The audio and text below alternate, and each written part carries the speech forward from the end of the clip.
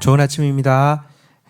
다니엘서 8장 1절에서 14절 말씀 보도록 하겠습니다. 1절 나 다니엘에게 처음에 나타난 환상 후 벨사살 왕 제3년에 다시 한 환상이 나타나니라. 자, 다니엘은 이제 벨사살 원년에 환상을 보았는데 3년째에 다시 환상을 보게 되었습니다.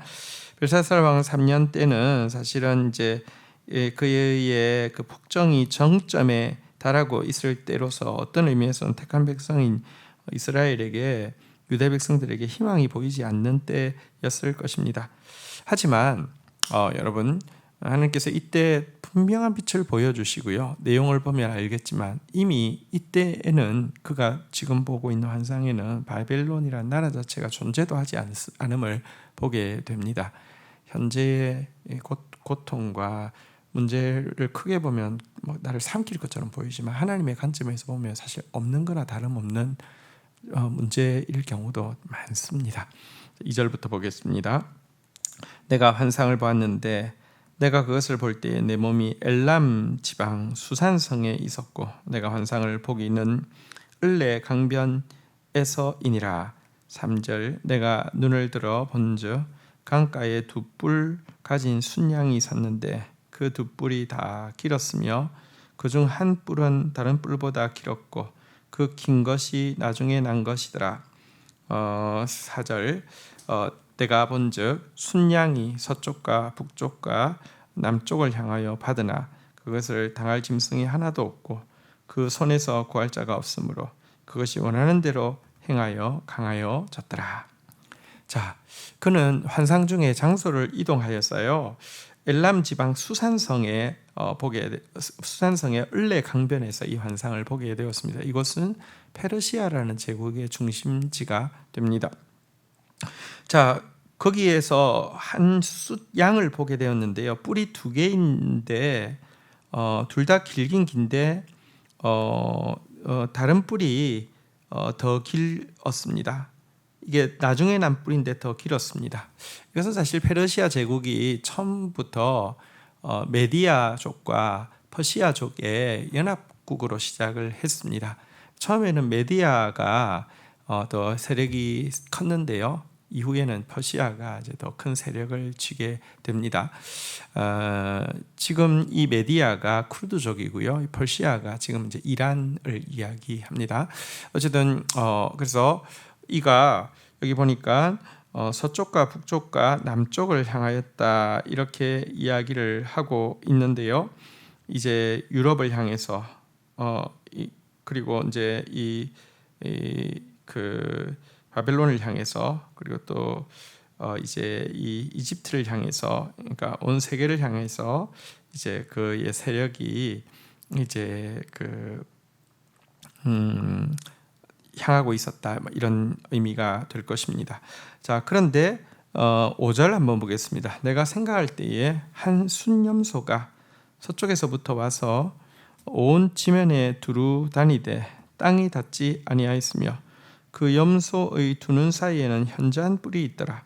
6절 그것이 두 뿔 가진 순양 곧 내가 본 바 강가에 섰던 양에게로 나아가되 분노한 힘으로 그것에게 달려가더니 7절 내가 본즉 그것이 순양에게로 가까이 나아가서는 더욱 성내어 그 순양을 쳐서 그 두 뿔을 꺾으나 순양에게는 그것을 대적할 힘이 없으므로 그것이 순양을 땅에 엎드러뜨리고 짓밟았으나 순양은 그 손에서 벗어나게 할 자가 없었더라.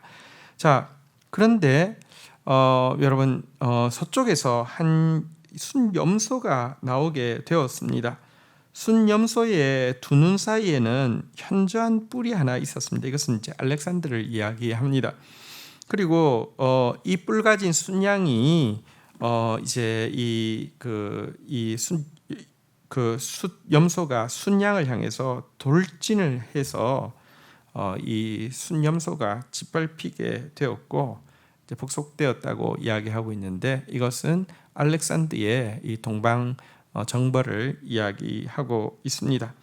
자, 그런데요 8절 보겠습니다. 순염소가 스스로 심히 강하여 가더니 강성할 때에 그 큰 뿔이 꺾이고 그 대신에 현저한 뿔 넷이 하늘 사방을 향하여 났더라. 자, 그런데 여러분 이 그 염소가 승리하자마자 이 현저한 뿔, 두 눈 사이에 있던 현저한 뿔, 알렉산더는 이렇게 죽게 되죠. 그가 원정하다가 중간에 죽지 않습니까? 그리고 네 뿔이 나게 되었다라고 이야기하고 있는데요. 알렉산더의 네 장군이 나라를 제국을 분할하여서 통치하고 결국은 각각의 왕국이 되게 되죠. 톨레미라는 장군이 차지한 애굽, 카산더라는 장군이 차지한 마게도냐, 리시마쿠스가 차지한 소아시아, 그리고 셀류큐스가 차지한 시리아로 이렇게 분할이 되어지게 된 것을 이야기합니다. 여러분 사실 이제 다니엘서를 읽을 때 좀 유념해야 될 부분이 있는데요. 다니엘서 1장은 히브리어로 돼 있다고 하면 2장 느부갓네살이 이제 그 꿈을 본 것부터는 아람어로 돼 있습니다. 그래서 7장까지 아람어로 되어 있습니다. 아람어는 이제 그 당시 국제 공용어였습니다. 말하자면 1장은 우리식으로 치면 한글로 되어 있다가 2장부터 7장까지 영어로 되어 있다가 8장에 다시 한글로 나옵니다. 이 말은 사실은 이제 앞에 전 세계의 역사에 대해서 공용어로 쭉 이야기했다고 하면 8장은 유대인들에게 앞에 나왔던 이야기 중에서 특별히 관련되어진 부분을 유대인들에게 이야기하고 있는 부분임을 우리가 알 수 있는데요. 특별히 성경에서 말라기의 예언이 끝나고 이제 세례요한의 예언이 시작되어지는 이 신구약 중간기 암흑기가 존재합니다. 이 암흑기에 유다 백성들에게 가장 직접적으로 영향을 끼치는 나라가 그리스에서 분열되어진 이 네 나라 중에서 셀류큐스 왕조, 시리아 지역, 유대 지역을 다스리는 셀류큐스 왕조인데요. 이것에 대해서 좀 유다 백성들로 하여금 예비하게 하기 위해서 이제 8장에 예언이 나오고 있는 것입니다. 이어서 계속해서 보도록 하겠습니다. 자, 9절입니다. 그중 한 뿔에서 또 작은 뿔 하나가 나서 남쪽과 동쪽과 또 영화로운 땅을 향하여 심히 커지더니 10절 그것이 하늘 군대에 미칠 만큼 커져서 그 군대와 별들 중에 몇을 땅에 떨어뜨리고 그것들을 짓밟고 11절 또 스스로 높아져서 군대의 주제를 대적하며 그에게 매일 드리는 제사를 없애버렸고 그의 성소를 헐었으며 12절 그의 악으로 말미암아 백성이 매일 드리는 제사가 넘긴 바 되었고 그것이 또 진리를 땅에 던지며 자의로 행하여 형통하였더라. 자, 그런데 이 네 뿔 중에서 한 뿔에게서 작은 뿔 하나가 나왔다라고 이야기하고 있습니다. 아까 로마를 상징하는 지금 그리스에 대한 이야기인데 로마를 상징하는 이제 이 괴물에게서 10뿔이 있고 나중에 그 중에 10뿔 중에 3개를 뿌리째 뽑아버리고 작은 한 뿔이 나왔다고 했는데 그 뿔하고 여기 나온 이 지금 그리스를 상징하는 그리고 그리스로에서 분열되어진 네 왕국을 상징하는 이 이제 개 중에서 한 개 셀류큐스 왕조에서 나온 이렇게 작은 뿔은 아까 로마에서 나온 작은 뿔 적그리스도와는 전혀 상관이 없고요. 그러나 이제 적그리스도적인 그 역할을 그 시대에 했다는 점에서는 공통점이 있지만 다른 상대를 지칭합니다. 이 사람은 누구냐고 하면 셀류크스 왕조의 제8대 왕인 안티오쿠스 에피파네스라는 사람을 이야기합니다. 그는 셀류크스 왕조의 8대 왕이지만 세력이 남편인 애굽, 동편인 페르시아, 그리고 영화로운 땅인 유대를 향해서까지 커졌고요. 그리고 특별히 성도들을 죽이고 하나님을 대적해서 성전에서 매일 드려지던 제사를 폐했고요. 성소를 더럽히는 일을 실질적으로 자행을 하게 되었습니다. 그래서 예루살렘 성전 안에서 학살을 행하고 돼지 피를 뿌리고 우상의 신상을 세워놓고 거기에 강제로 절하게 하고 그럼에도 불구하고 그는 형통하였고 그의 세력이 유지된 그래서 사실은 굉장히 유대 사회에서 가장 큰 고초를 겪었던 때가 이 안티오쿠스 에피파네스의 통치 시기입니다. 성경은 신구약 중간기여서 기록이 되어 있지 않지만 유대 역사에서는 이 시기가 가장 힘든 시기였고요. 그래서 사실은 다니엘이 미리 이 시기에 대해서 예언을 해놓고 있는 것입니다. 자, 이어서 한번 좀 보도록 하겠습니다. 13절 내가 들은즉 한 거룩한 이가 말하더니 다른 거룩한 이가 그 말하는 이에게 묻되 환상에 나타난 바 매일 드리는 제사와 망하게 하는 죄악에 대한 일과 성소와 백성이 내준 바 되며 지팔필 일이 어느 때까지 이를꼬 하매 14절 그가 내게 이르되 2300주야까지니 그때의 성소가 정결하게 되리라 하였느니라.